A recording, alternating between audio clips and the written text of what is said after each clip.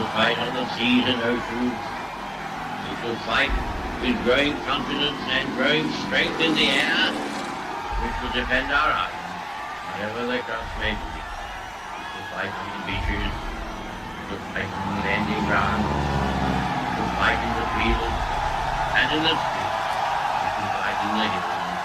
We shall never surrender.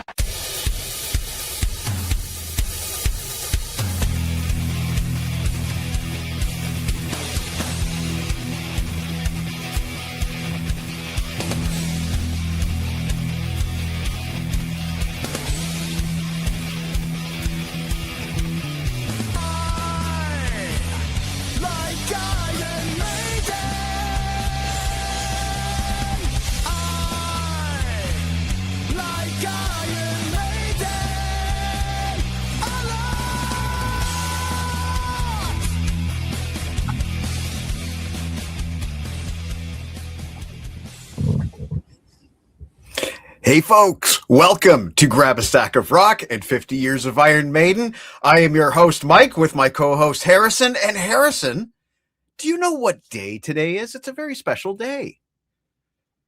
Well, I was about to say the last day of February, but that's not true over there. It's not true of me. I'll tell you something. It's somebody from Iron Maiden's birthday. It's your day of birth, the day that you were born. One more trip around the sun for you. Candles blown, now you make a wish. Time to eat cake and maybe hit a pinata. Hatch day, another year's passed. 1 year older than the day you were before. Let's see what this day has in store for the birthday boy. Or maybe you're a birthday girl, 1 year older. Just another cake at the can. Joyeux anniversaire. Buon compleanno. Tanjobi omedato.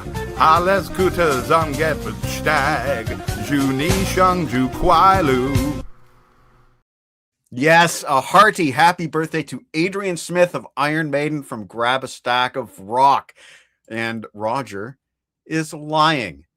And welcome Henry, the fourth member of the band. Tonight, we have a very special live episode. I thought you said welcome Henry the fourth. Maybe he is. We don't know. Welcome everyone to Grab a Stack of Rock. Tonight's a very special episode. We're doing a 2-album episode, really, plus a film, because we're going in deep tonight. We are going to be talking about the Iron Maiden compilation Somewhere Back in Time, but mostly we will be talking about the film and soundtrack to Flight 666. This is a very special time, I think, for Iron Maiden fans. Harrison, do you want to say anything before I start with the details on we'll start with Somewhere Back in Time.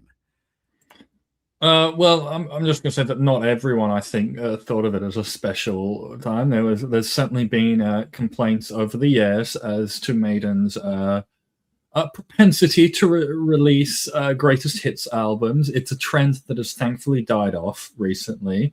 Although I suppose now is as good a time as any to say that I am shocked, shocked that we did not get a 50 years comp for the 50th anniversary year. I would have, if I was a betting man, I would have put money on that. I understand. Tells you why I'm not a betting man.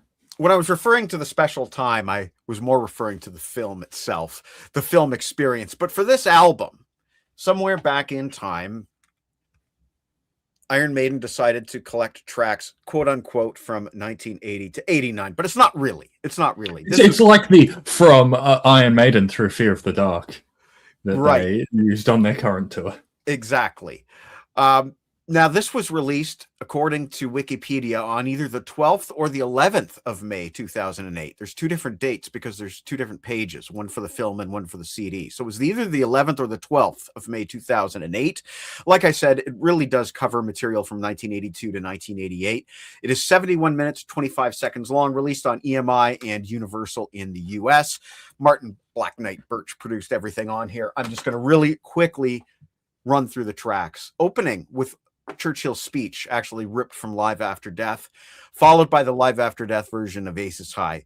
Then we have studio versions, 2 Minutes to Midnight, The Trooper, Wasted Years, Children of the Damned, The Number of the Beast, Run to the Hills, Phantom of the Opera, Live, UK 1984, from Live After Death, it says. The Evil That Men Do studio, Wrathchild Live, also Hammersmith, Can I Play with Madness Studio, Power Slave, Hallowed, and then we have Iron Maiden live in Long Beach Arena, 1985.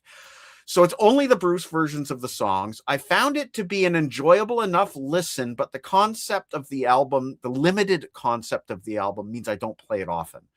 The random live versions and the set list kind of works. It sort of duplicates the live Iron Maiden experience that they were going to be rolling out on tour, with the exception of a few songs. I don't know. I wouldn't by any stretch call this an essential Iron Maiden compilation to own. Now, it does come with a beautiful poster, which I'm not going to unfold, but tucked inside this case is a beautiful poster. It's a nice picture disc with the Cyber Eddie. Really nice picture disc, undeniable. And I think the front cover art's pretty swell. But honestly, Harrison, when I bought this, when it was released in 2008, I bought it because the cover. I wanted to have a complete set of Iron Maiden albums and album covers. I never really intended to listen to it. Obviously, I have listened to it because it's a waste of music if you don't. But that's the only reason I really own this. It's great cover art. That's fantastic. Yes. Excellent cover art. I'm actually wearing album appropriate shirt. Nice. Can I get yeah, there we go. And so this was the first Iron Maiden CD that anyone in my house ever bought. It was bought as a supplementary to our copy of Best of the Beast, because if you recall, our Best of the Beast was missing CD 2, which meant we didn't have anything from Live After Death through to the Soundhouse tapes. So this got a lot of plays in my house. It got a lot of listens. I think it is a great listening experience. Children of the Damned, I think, is an inspired pick. And I think that live version of Phantom of the Operator is an amazing inclusion on there. It absolutely leapt out at me the first time I listened to the disc. I was like, holy shit, what is this? It's a good track list. All the essentials are there, plus some neater deep cuts. But I must say, with all these live versions on here, where is the song that was actually released as a live single, Running Free, live from Live After Death, the actual live single that would have made sense to put on a greatest hits? Well, Harrison, they didn't ask us. Henry has a really good point here, because when I bought this, I literally got into my car, went to Best Buy on my lunch break from work, opened up the shrink wrap and popped it into the disc player in the car. And it was a different time in 2008, amazingly enough, not that long ago. And it did have that purpose, but I still to this day prefer to play albums. Okay, so moving on to the film and soundtrack. This is by Banger Productions. They've done a lot of great films over the years. Sam Dunn and Scott McFadden out of Canada. And I'll just read you some fun facts. The film was released on the 21st of April, 2009. The soundtrack, again, coming from different Wikipedia articles, soundtrack says 11 May 2009 for the world, for the soundtrack. And then I also have a June 9, 2009 release date for North America. I guess we got it later.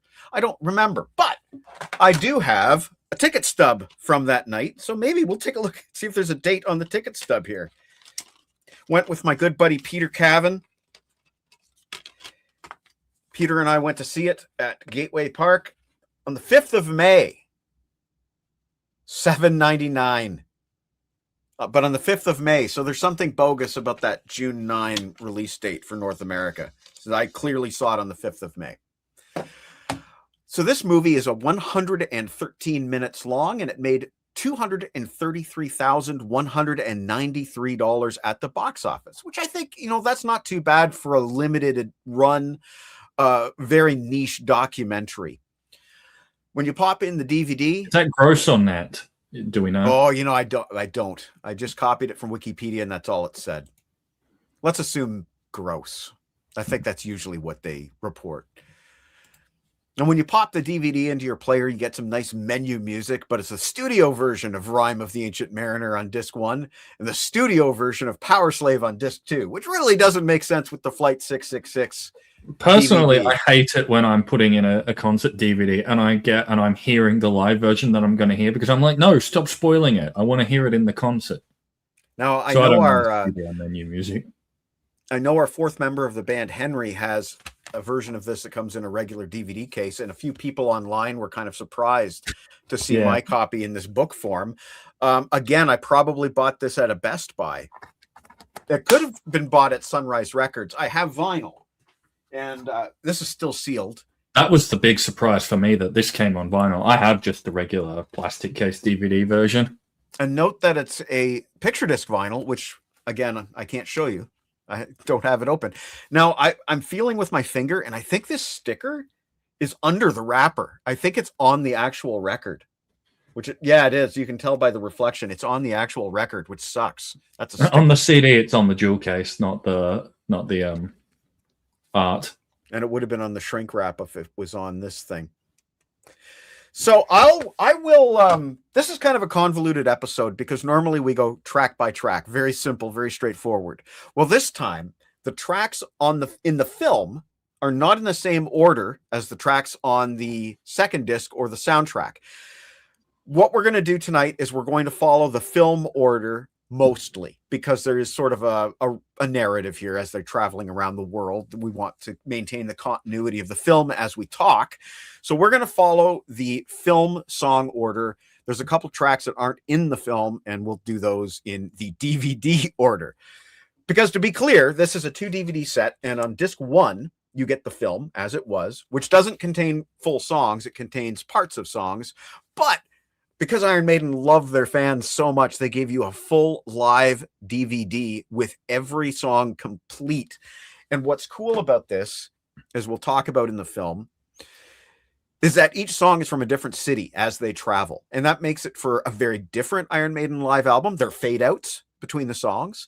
And that makes it for a really cool documentary film, because we go all the way from, Central America, where they're extremely popular with massive crowds, to Australia, where they rarely seem to play, and Alaska and places. And it's really cool.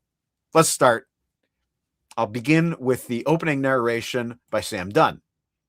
Since their debut in 1980, Iron Maiden have become one of the biggest bands in the world. With little support from radio or mainstream media, they have sold over 70 million records and played some of the most legendary concerts in rock history, including Britain's Donington Festival, Rock in Rio, and Poland during the height of communism.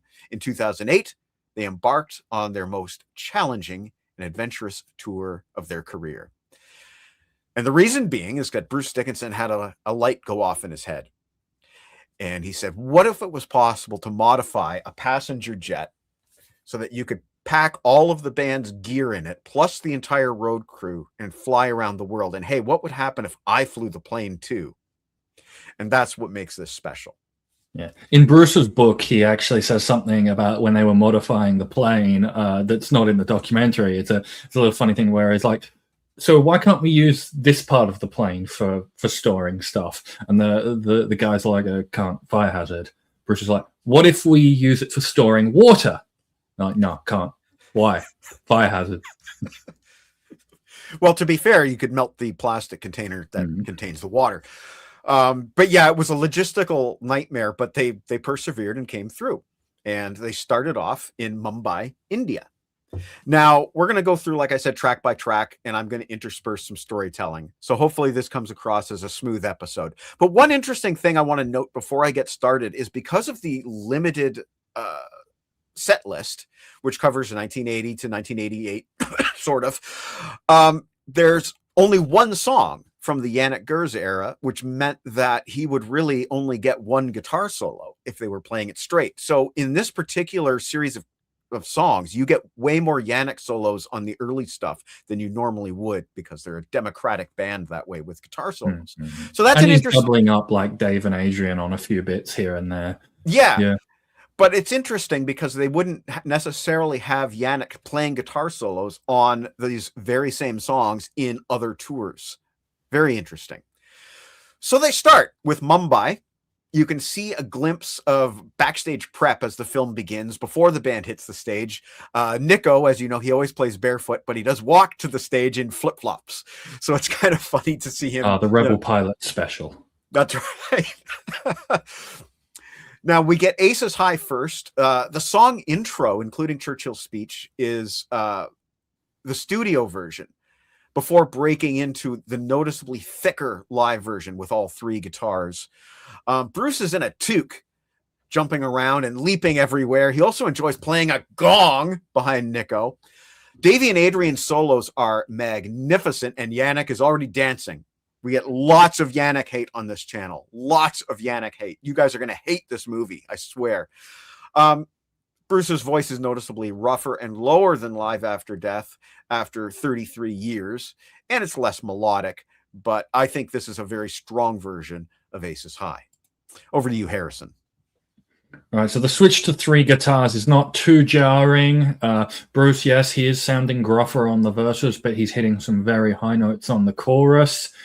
During the documentary footage, I found that the instrumental studio version of Transylvania that popped up at one time was a nice surprise. And an even nicer surprise was the sound check where you get just the drums and the bass of Wrathchild before some guitars kick in. And the band's Rod impersonations are always hilarious.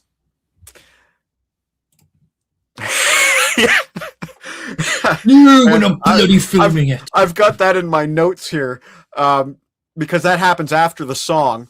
But we cut to the airport, and Sam Dunn is boarding the plane Air Force One, and he is greeted by Dickie Bell, the production manager on this, who actually retires mid-tour. And I just wanted to play a quick clip of Dickie Bell. He has some words to the Canadians. Front and center, take your hands out your pockets.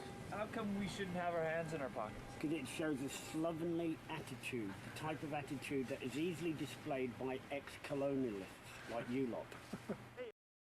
I guess are we both ex-colonials? I think so.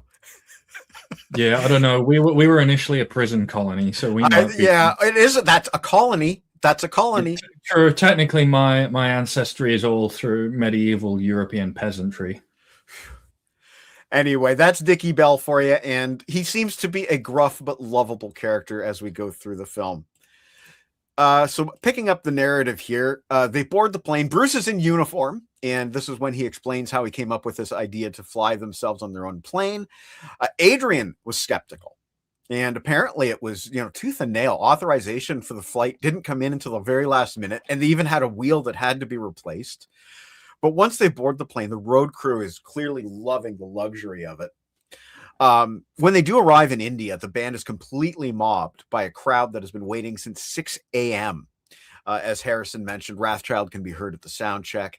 And interestingly enough, the stage is just made of wood. And the band is a little bit trepidatious about it at first until they realize how solid it is. Now, in between this and the next track, we notice that Bruce isn't flying the plane on the next flight. He's just a passenger. And if I recall, it was because he's only allowed to work so many hours. Yes. There are aviation duty standards. In addition, in Bruce's book, he mentions they actually have 3 pilots available. Part of the reason why is because just in case anything happens, and 1, to give other people a rest, 2, because after India, the band get terribly sick, the whole crew, everything. I think Steve plays a couple of the early Australia gigs throwing up in a bucket at the side of the stage. So one of the pilots basically was out of action for 48 hours, and Bruce thinks to himself in his book, this is why we have 3 pilots. And by the way, this information from Harrison is not in the film. It's briefly mentioned that they get sick in the film, but Bruce goes into more detail in his book. Yeah, they don't elaborate on that at all. As Harrison mentioned, Rod Smallwood is discussed. No! And then they're off to Malaysia and Perth, Australia. Yeah. Off to Malaysia. From what I looked at Malaysia is just a stopover. They're not playing there. Gotcha. The actual tour dates went India, and then it went straight to Perth. Gotcha. So a stopover in Malaysia and then landing in Perth before hitting Melbourne. Now we hear a little bit of Moonchild at this point in the film, but they don't actually really include the song or show the band playing it. So we'll talk about that later when we get to that point of the concert, really, of the soundtrack. So next up, we have 2 Minutes to Midnight in Melbourne. Scream for me, Melbourne. And the crowd handles most of that chorus. The Australians are absolutely nuts. That doesn't surprise me. Bruce is in great voice. Yannick is dancing again. I found that Adrian's guitar solo was more effects laden this time, but he's still playing the same notes, just different tones, really. Bruce and Steve are both running all over the stage from left to right. Yannick is twirling his guitar around his body. I think it's a top version of 2 Minutes to Midnight, probably the best one since Live After Death. Over to you. Right, so Bruce mentions that the Australians hadn't actually seen a 757 before and didn't have the right tow cable for it. It's been 15 years since they were last in Australia, and I do have something to sort of ask. Obviously, we're not going to know the answer, but they film like Bruce landing and like taking off the plane, and that makes me wonder, does that violate the sterile cockpit rule? Because during takeoff and landing, you're supposed to have all non-essential personnel out of the cockpit so that the pilots can focus on takeoff and landing, which are traditionally the most difficult parts of the flight and where most of the accidents occur. Could have been an unmanned camera.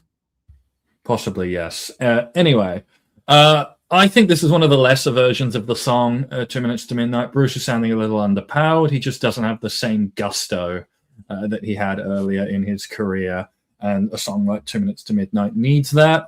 After the gig, Steve Gadd, Nico's drum tech, hits him with the immortal line, "Mate, more shit comes out of your mouth than your ass." I wish I'd grabbed a clip of that. After the gig, Adrian seemed unhappy about the sound that night, but stresses that you have to push through for the crowd. There are a couple of venues in Australia with pretty poor sound. Okay, so there's some most of our stadiums and stuff are meant for sports.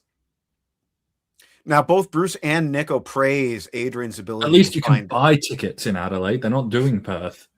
Yeah, I noticed that. Sorry to hear that, Harrison.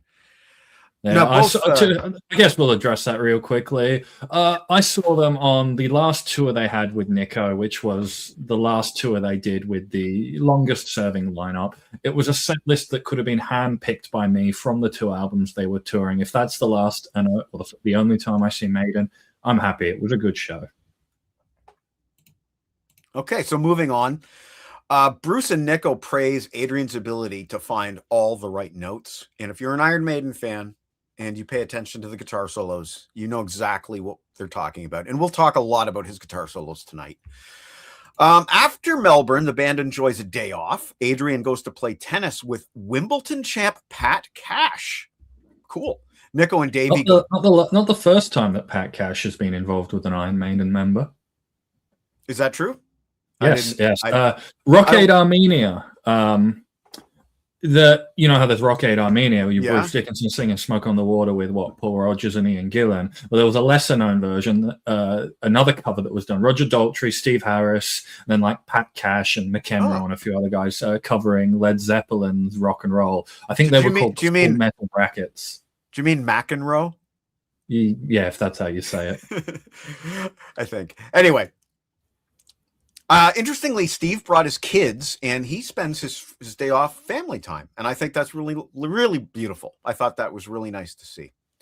Moving on to Sydney, Australia, we have Revelations. And Bruce comments that it took them a while to get to Sydney.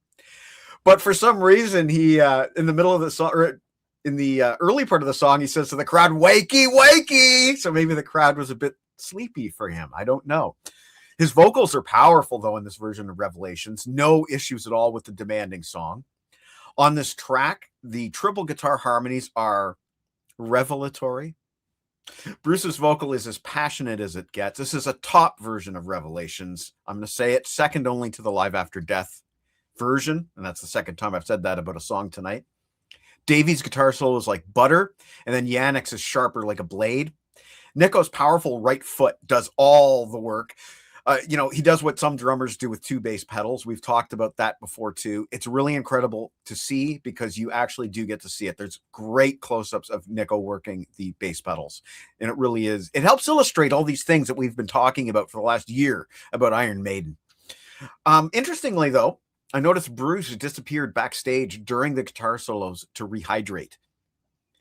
So before we move on, do you want to say anything about Revelations? Yes, Revelations. This is my favorite version of the song. Bruce is putting everything into his singing, and we finally have a live album with all the lead guitar work on it. That lead guitar solo over the first fast break isn't on the Live After Death version. We finally get a live album with that. Plus, the harmony is amazing when you get that third guitar come in for the second go-around. I love the indignation in Bruce's "Wakey Wakey" when the crowd's not putting in as much as he want them to.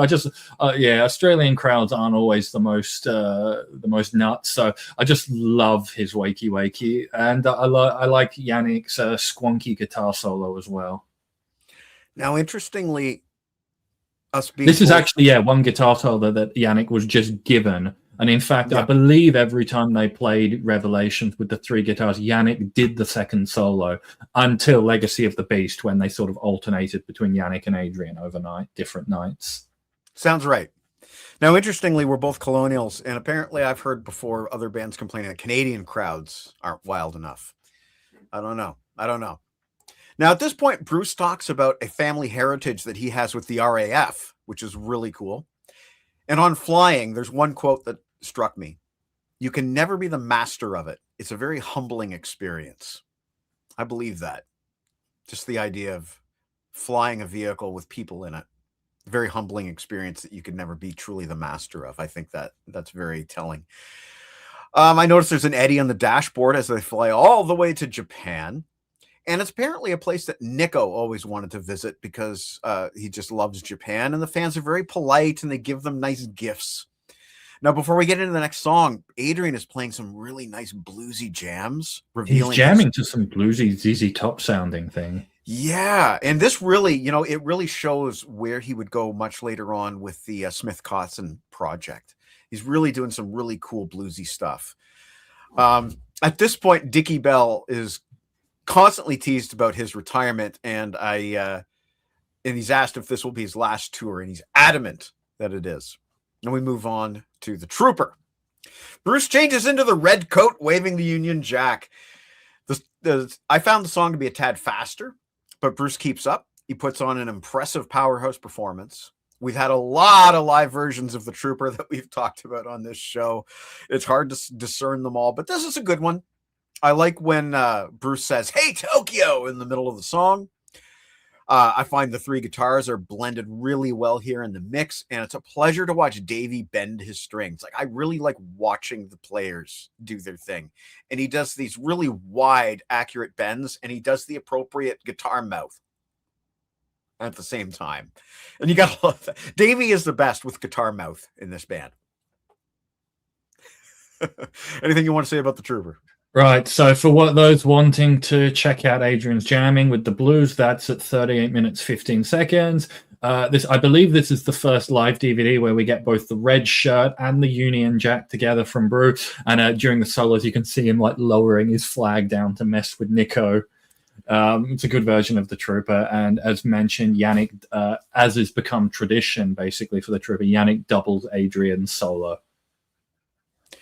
So we go from summer to Anchorage, Alaska, where they're stopped briefly, and then they move south to LA.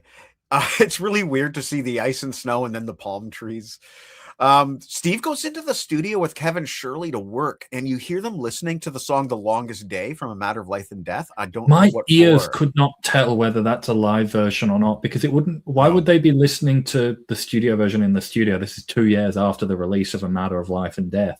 That's what I was hoping you would be able to enlighten me on. So we don't know why. Yeah, if it was a live version, then it's like, let's work on that live album, because in 2008 they would have just come off the A Matter of Life and Death tour, but I couldn't tell. It sounded like the studio version to me.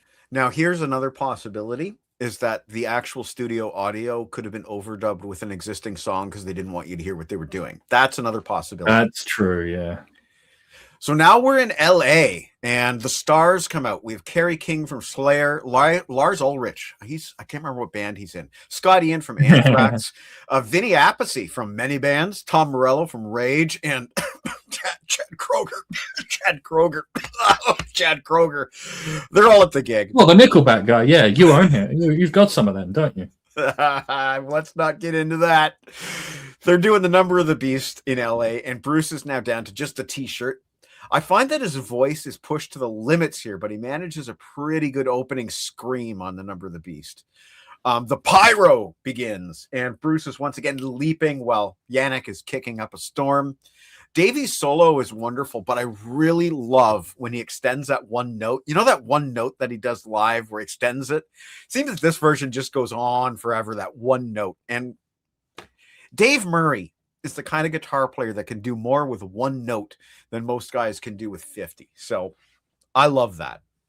What do you want to say about the Number of the Beast?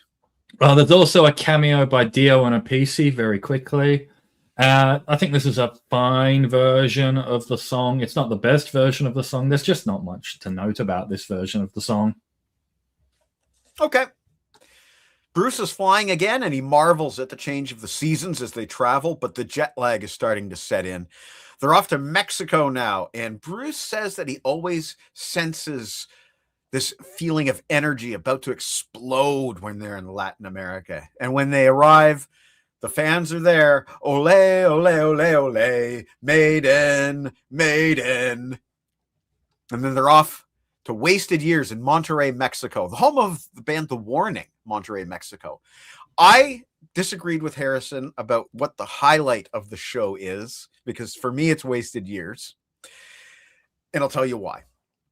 But I love when Bruce says to them, it's great to be in Mexico, and he playfully sits as the crowd cheers the ole, ole, ole.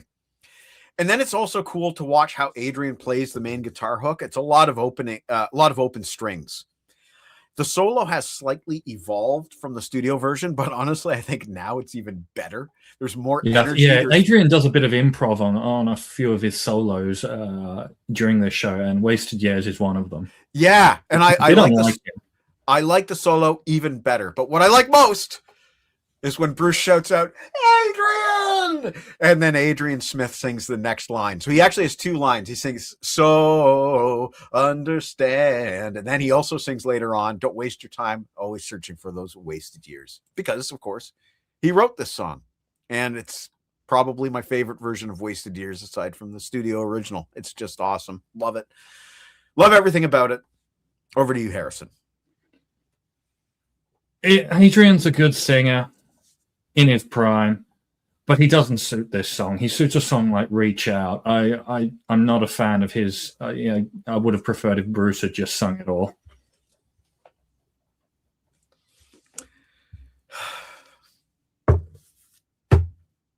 Wrong answer. Off to Mexico City. Nico describes Yannick Gers as a lone soldier. He's usually looking for an Irish bar to hang out in. But he also says that Yannick is the jester, and that doesn't surprise me. But what does surprise me is, and to all you Yannick haters out there, Gers has a degree in sociology. He's also a free spirit, and he plays guitar as a free spirit, according to Rod Smallwood. And in Mexico, he enjoys exploring a pyramid with Nico. Now, in Mexico City, they play Can I Play with Madness? I found Bruce's voice to be a bit rougher, but his gigantically huge sombrero is hilarious. It's so out of place. You can't stop looking at it every time it's on screen. This is a solid version of the song, which is always challenging vocally. It really helps to have both Adrian and Steve on the backing vocals. I find that makes it a superior live version over something like Donington, for example. So, Harrison, Can I Play with Madness? Yes, this is a good version. I think Adrian is far better suited to being with Steve on the backing vocals. It was also at this point during the documentary that I noticed that Steve's interview footage that pops up, because occasionally it pops to a shot of the band, that's filmed in Sydney because you can see the Harbour Bridge and the Opera House behind him. You're muted, or... Thank you. But we are trying to maintain a continuity here, even if the filmmakers didn't completely. Power Slave in Costa Rica. Now, they're playing a 27,000 seat football arena, and the fans are lining the streets. They are a whole level above the rest in Costa Rica. And a lot of these people, they cannot imagine that Iron Maiden has come to their country. For them, it's a once-in-a-lifetime experience. Now, Nico goes golfing and he gets hit in the wrist by a golf ball, but it's only a minor enough injury. And at this point, Rod... Well. It's minor because it was here and not half an inch lower, because as Rod sort of grills him, be like, half an inch lower, mate, and we'd be cancelling the gig. Yeah, yes, he did say that. But he also says that Nico is the social side of Iron Maiden. And again, that's not a surprise. Now, when we hit the stage for Power Slave, Bruce is wearing the full bird mask. In full voice, too. Scream for Me, Costa Rica. This version of the song thumps harder during the riff. You can also hear keyboards providing more backing melody. That's new. Bruce riles up the crowd with a hey, hey, hey, hey during the riff. Dun, dun, dun, dun, dun, dun, dun, dun, dun. This could be the second best version of Power Slave after Live After Death. Now, once again, Adrian's solo is actually a different version. It's similar to the album version of the solo, but he goes off the beaten track a little bit, and it's magnificent. Just great. What do you think about Power Slave? I think this is one of the best renditions on here, but I think, to be fair, that's probably because it's in a lower register and not as vocally taxing as some of the other songs. Like you mentioned there, those audible keyboards under Bruce in the chorus, they're courtesy of Michael Kenny, Steve's bass tech, who does their live keyboard, and they're not the like on the studio version. They're like regular, like choral synth. Yeah, I think that's what you call them. Like, so it does make this version sound unique and different. Someone in the crowd has an inflatable SpongeBob that they're waving around, and I also noted that Adrian's solo was a little improv-y. To answer Henry here, no, they played Maiden since, but I think, yeah, sorry, they'd played Japan since. Maiden had played Japan since, but I think in general, Nico was saying that he'd always wanted to go there when he was younger, and he just has a soft spot in his heart. And see you, Roger. All right, I'll get my notes back up here. Now they're heading to Colombia, and this time there's military everywhere, and Bruce feels a little bit of apprehension in case something goes wrong outside. People have been camped out for days to see Iron Maiden, sleeping under tarps, and security at the venue confiscates all food and all cameras, which just kind of amplifies the tension. But here in Bogota, Colombia, they play Run to the Hills, and Bruce is down to a vest. The crowd is mixed very loud in the chorus, I found. Davies. Now that you mention it, actually, this is probably a good time to point out. I listened to this on the DVD only. I didn't actually listen to the CD. I don't know if the mix is different, but there are times where you can hear the voice of someone in the crowd like briefly get pumped up for a line under Bruce, singing along with Bruce. Like every now and then in a song you hear like, for example, when I try to speak line in Hallowed Be Thy Name, there's someone underneath him. And I've seen a few shots of the crowd where they're singing along and you can sort of hear more of their voice higher in the mix on the DVD. Now, I'm not sure about the CD. If you go to the DVD specs, I'm sure that you have a 5.1. Oh, you do, yeah. I listened to it in stereo because... Okay. So I cannot testify on that, but it's an interesting observation. As far as this version of Run to the Hills goes, we have had, I don't know, we should have kept track on a graph, how many versions of Run to the Hills that we've talked about on this show. So this version is another. But what makes it special is the crowd. There's just no crowd like this Columbia crowd. It's very different. One fan who caught a drumstick from Nico is crying with emotion at the end of the show. I think you can see a few people crying with emotion at the end of the show, which is interesting because they're playing Monty Python's Always Look on the Bright Side of Life as the people are exiting this venue just with tears in their eyes. And one fan thanks God as other fans are weeping in joy. So it's absolutely wild to see that kind of passion from these fans. Off to Sao Paulo next. Nico's eating a pizza, and I wish I'd grabbed this clip because Nico has a hilarious quote here. He says, I'm sorry, I can't stop laughing. He says he likes the sweaty feet kind of cheese. Oh, Nico McBrain. By my count, this is just sort of like off the top of my head going, including the studio version, this is the 10th version of Run to the Hills that I can count off the top of my head. Impressive. And there's been B-sides. It's a fine version of a now unexciting song, I think. Yeah, it's a fine version. We're off to Brazil next, Sao Paulo. Bruce talks about visiting Rock in Rio in 1985, and they show some old video footage of a televised version of Run to the Hills from 1985. Interestingly, there's a priest in Brazil who has Iron Maiden tattoos all over his body, 162 Iron Maiden tattoos, and he uses their lyrics in his sermons, and he named his son Steve Harris. Wow. Now that is dedication. In Sao Paulo, they play Heaven Can Wait. You can see footage of the band playing football, and then we cut to the football players. They're on stage during Heaven Can Wait singing the Whoa, Whoa, Whoa sing-along. It's absolute pandemonium on stage with dozens of people jumping up and down. Yannick has the first guitar solo of the song while Bruce hides behind a sarcophagus. Bruce kicks the gong this time when he gets to the gong. I found that the triple guitars didn't blend so well on Heaven Can Wait as they did on some of the earlier tracks, but Bruce is absolutely killing it on the vocals, aside from the fact that he does that thing that annoys us where he sings, Heaven can, Heaven can, and he lets the audience sing the last word, where I feel ripped off. I feel like I only got 66% of what I paid for. Or 33% of 666. There. Anyway, Yannick has a great guitar solo on Heaven Can Wait. And once again, if you look at Nico's right foot, it is doing the work of 2 feet. Amazing version of Heaven Can Wait. What do you think? I never tire of that Whoa, Whoa, Whoa bridge section. And as always, keep an eye out for Michael Kenny there behind Steve. His beardy stubble looking noticeably grayer and more lines on his face than when we last saw him on Raising Hell. Where's our graph guy? Jeff Steven was the graph guy, but we would have had to do this ourselves, I think. Okay, getting my notes back up. I need 2 monitors. Now they are off to Buenos Aires, Argentina. They're greeted by fans at the airport once again. They're followed around 24/7, and it gets to be a bit too much for Adrian Smith because all he wants is peace and quiet when he gets to the hotel. It's just something that, you have to get used to. And some of these guys are just not the wild party animal type. Just wants peace and quiet. Now we go to the song that Harrison and I probably both object to being included on this tour, which is Fear of the Dark.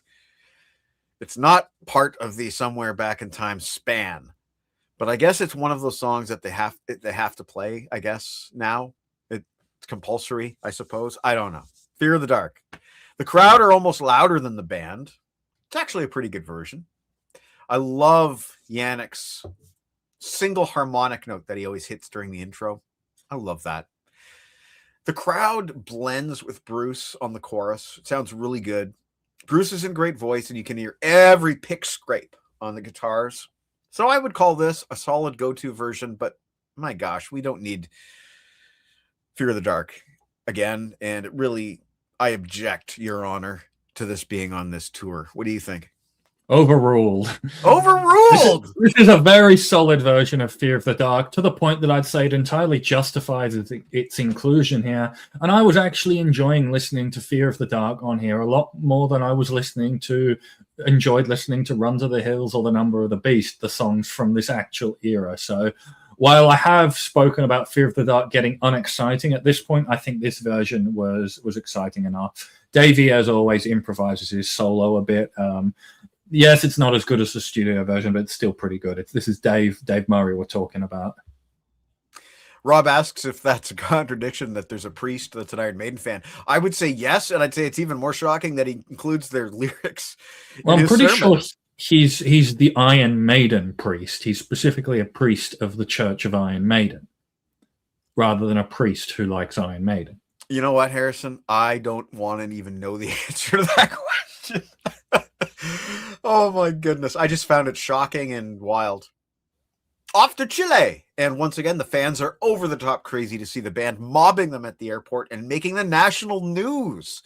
At one point, Iron Maiden were banned in Chile for their satanic lyrics. So there you go, Rob. That is definitely a contradiction. Although it's not really satanic. That was just how it was labeled, of course. This is a big deal for the fans because of that. Being banned and now coming. Big deal. Bruce creates a neat muffled voice effect by singing into a styrofoam cup. Scream for me, Santiago. It's very cool. But during Iron Maiden, out comes the Somewhere in Time Eddie. And you can see the guy at side stage controlling him with his massive remote control. I found on this version of Iron Maiden, Nico to be particularly pounding.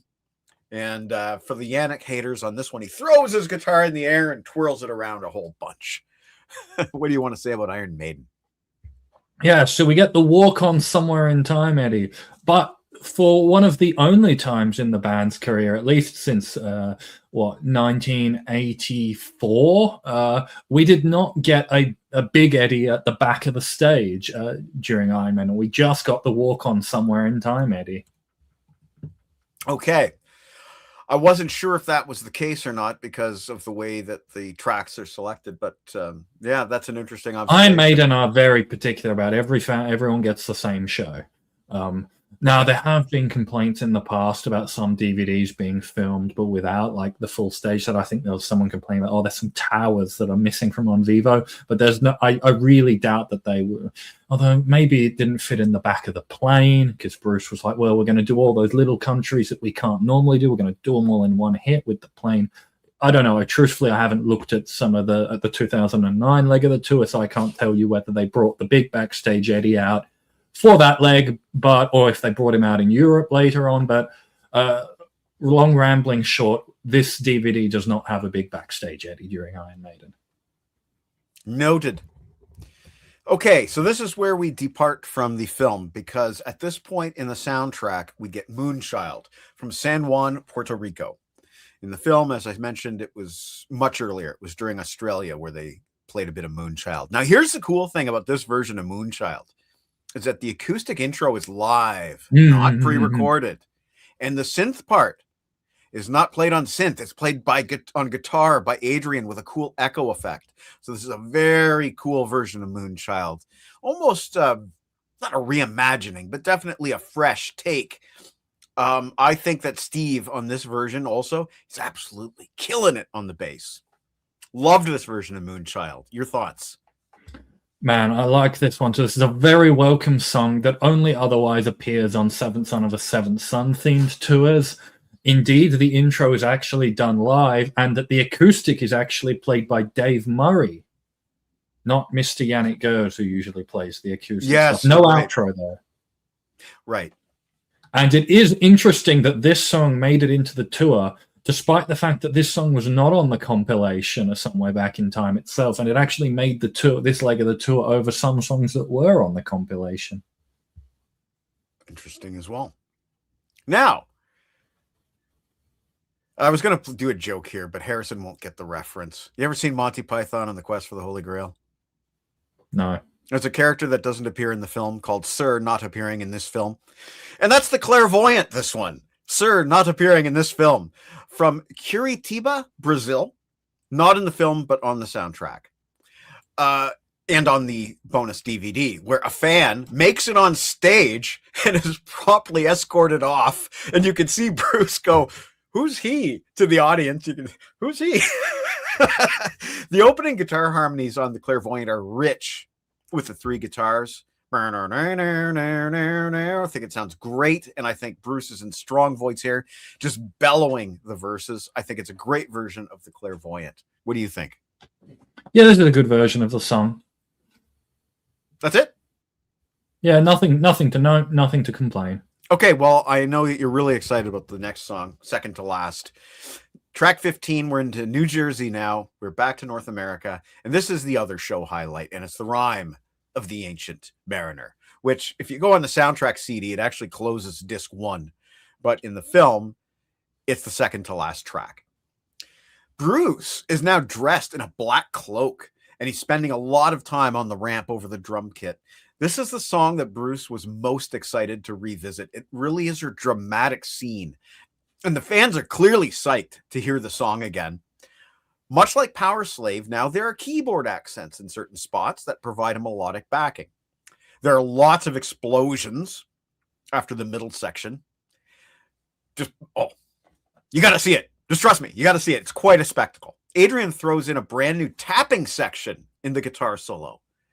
It's freaking amazing. Like, Rhyme of the Ancient Mariner is one of my top 3 Adrian Smith guitar solos. And now he throws in this tapping section. Amazing.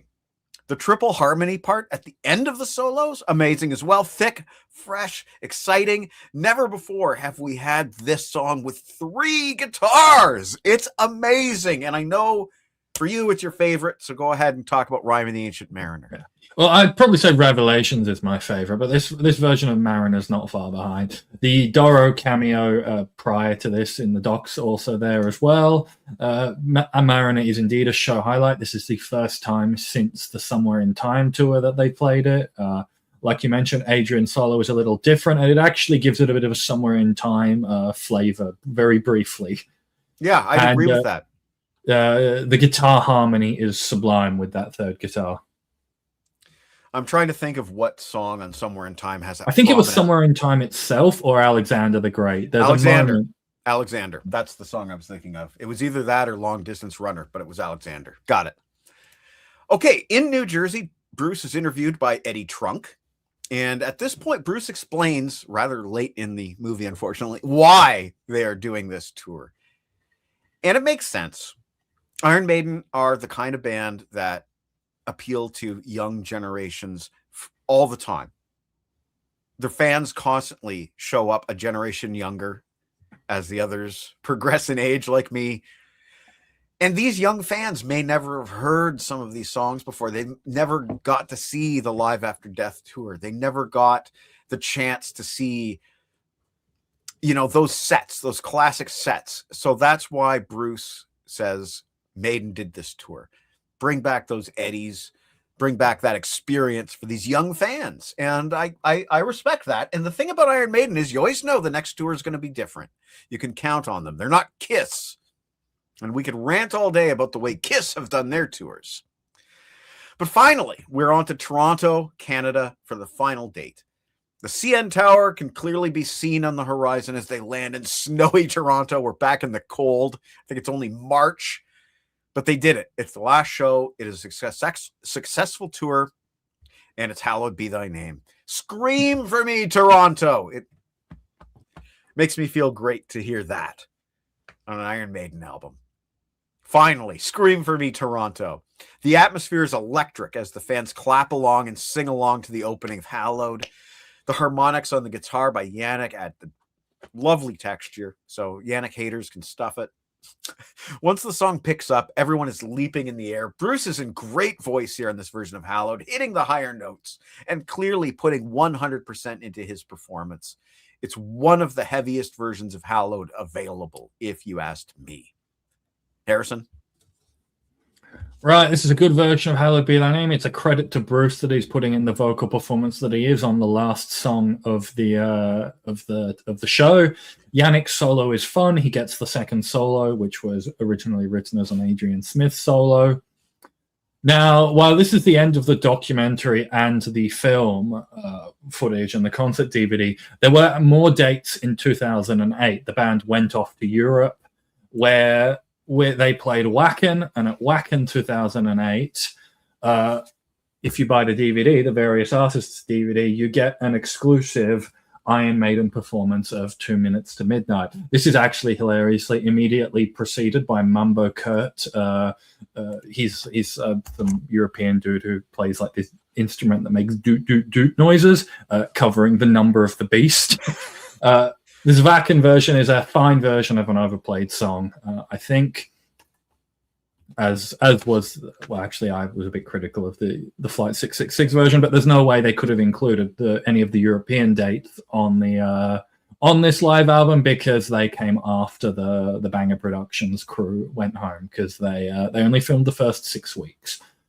Yeah. And while we're on the topic of Various Artists DVDs, here is the Abbey Road DVD I talked about on the Amount of Life and Death episode. Came in the mail. Maiden are there, right next to Goo Goo Dolls on disc too. I like the Goo Goo Dolls. Now, remind us again what track is on that's exclusive. Hallowed Be Thy Name, live at Abbey Road. One of 2 songs they played there. Uncle Meat, technically, I am in this movie. I screamed for Bruce. That Toronto show was my 6th and last Maiden live show. Now, Uncle Meat is also the singer of that little happy birthday song. Once again, happy birthday to Adrian Smith. Let's just run it one more time. It's your day of birth, the day that you were born. One more trip around the sun for you. Candles blown, now you make a wish. Time to eat cake and maybe hit a pinata. Hatch day, another year's passed. 1 year older than the day you were before. Let's see what this day has in store for the birthday boy. Or maybe you were a birthday girl, 1 year older. Just another cake at the can. Joyeux anniversaire. Buon compleanno. Tanjobi on the dato. Alles Gutes am Geburtstag. Juni Shung Ju Kwai Lu. Now, the backing music there is Bella Fleck and the Flecktones, but that is Uncle Meat singing happy birthday. And again, we wish Adrian Smith a happy birthday from us here at 50 years of Iron Maiden. Harrison, is there anything else you want to say before we sum up and rate this film? I forgot to mention, if you're a Sabaton fan, you get an exclusive version of a Terra Dominatus on here. And if you're a Nightwish fan, you get 2 songs, Poet and the Pendulum and Nemo, both sung by Annette Olsen, making them the only physical release of video footage of Annette Olsen singing. And it's the only official release physical of Annette Olsen singing a Taya era song. Nightwish fans, take note. Yeah.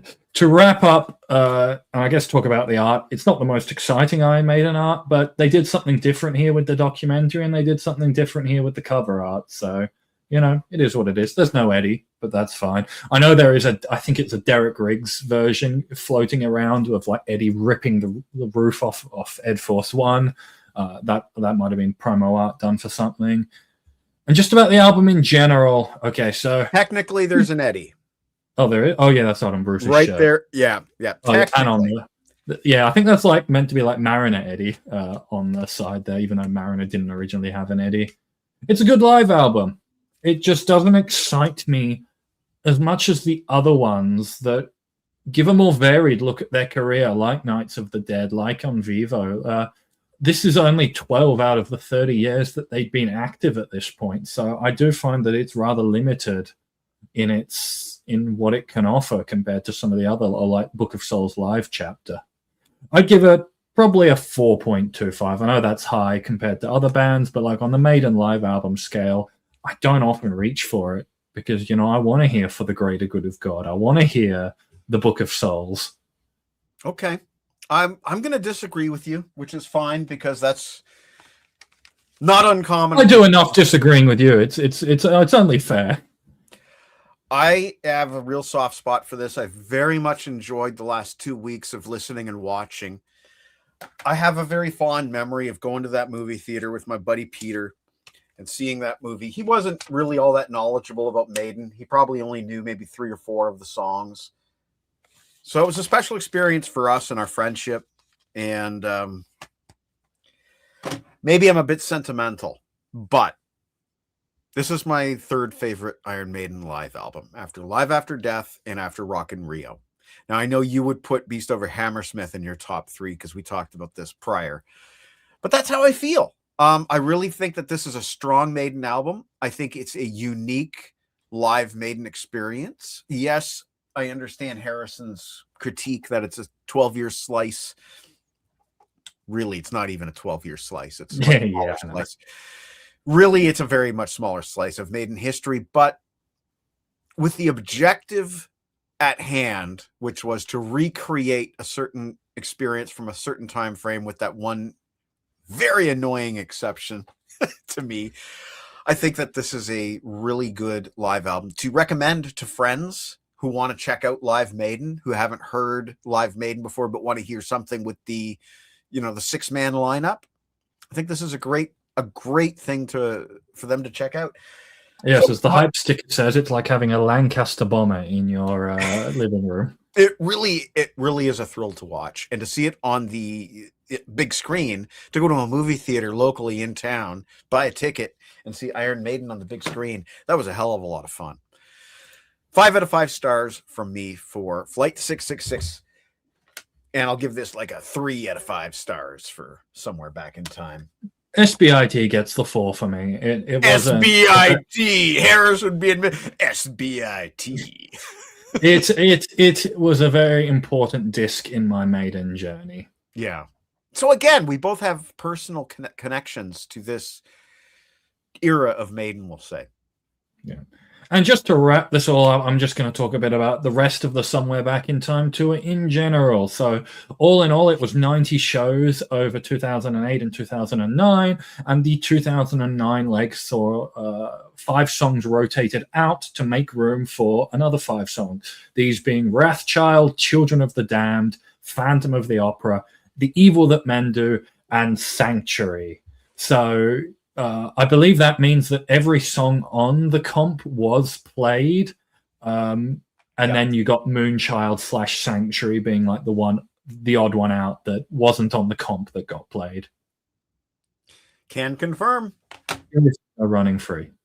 Henry, thanks for watching. The 4th member of the band. We'll talk to you tomorrow. We're not going to be taking much longer. We managed to wrap this up very nicely in an hour. Pretty much. Now, we will be back next week, although we have to talk about what we're doing next week. Harrison, if you wouldn't mind hanging out after the show ends, I would appreciate that. So we will see you next week. And I will also tell you that our next episode of 50 Years of Iron Maiden is going to be The Final Frontier with our new cast member, Darcy Briggs from Darcy Ska on YouTube. It's his first time on our channel, and I'm really looking forward to introducing you to Darcy. So we'll see that on our next episode of 50 Years of Iron Maiden. We'll be back next week. TBA. We'll see you then. Take care, everybody.